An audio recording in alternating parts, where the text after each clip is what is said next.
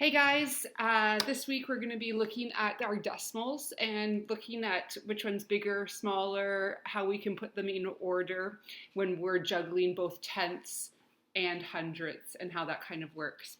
So I'm going to put a couple decimals up here on the board and then we're going to draw them and we're going to compare which one is bigger and which one is smaller, okay?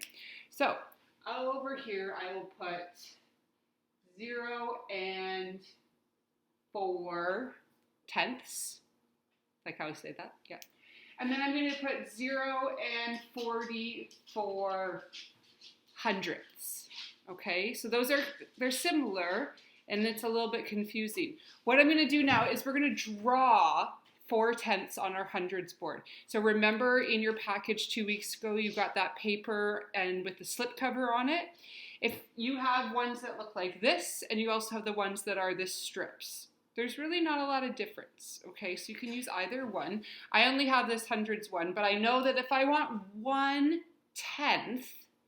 that means 1 out of the 10 pieces, I have to color a whole strip because a strip is 1/10. 10 pieces, 10 strips, 1/10 would be 1 strip, okay? 2 tenths would be 2 strips. 3 tenths, 4 tenths, okay? So that's one of them. That's this one there.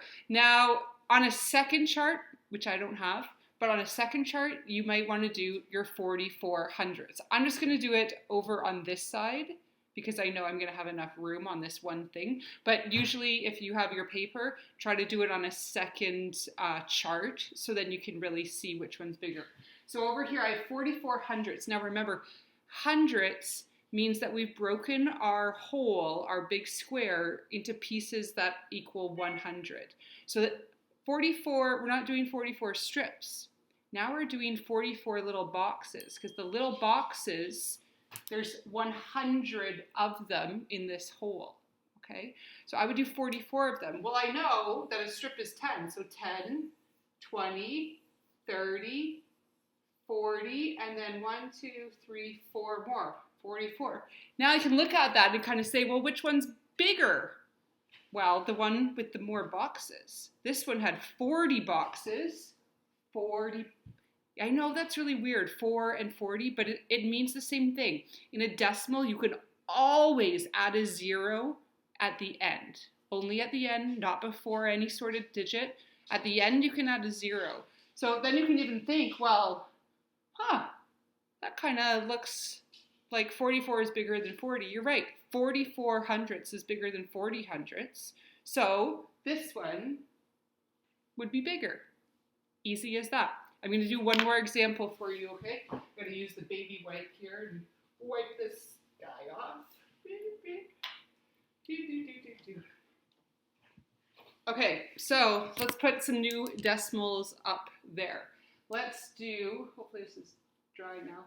Let's do 0 and 56 hundredths. And let's do 0 and 6 tenths. Okay, now remember what I said. When they look a little different, don't be afraid to add a 0 at the end to make all their digits. So this one is 1, 2, 3. 1, 2, you want another one? You can add a 0. 6 tenths is the same as 60 hundredths. It's just because you've broken your tenths now into tens, into hundreds.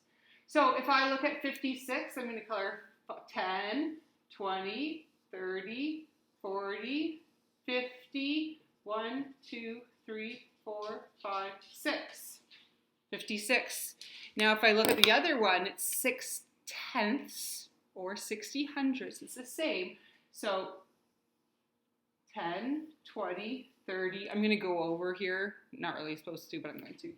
30, 40, 50, 60. Which one had more boxes colored in? Well, this one had 56 boxes colored in. This one had 60. Which one's bigger? Easy as pie.